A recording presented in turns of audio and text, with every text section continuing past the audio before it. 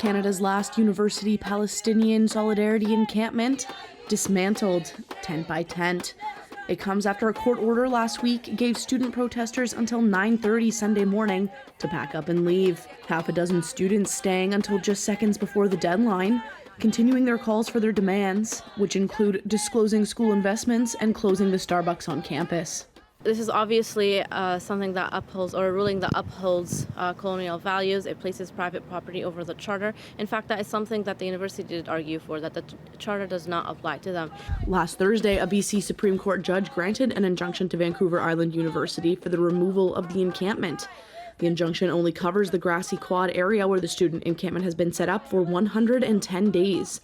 Many of these students continuing their protest next to the encampment area as university workers take it apart. In terms of our demands and awareness in the genocide, we are feeling very positive. This has put light on what's happening in Gaza.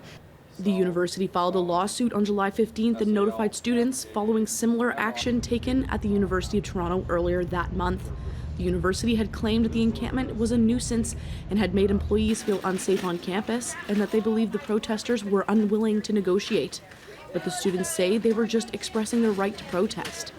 So it was really a mixed bag, but it was refreshing, and it was a positive outcome to see this issue go to the Supreme Court.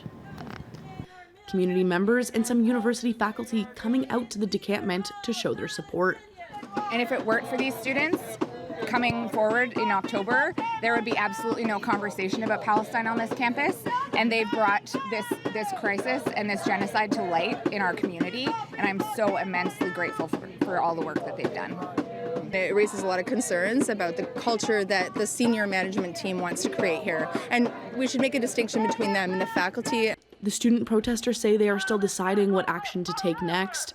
On the ground where the encampment once stood, a message: see you in 150 days once the injunction has ended. Claire Palmer, CBC News, Nanaimo.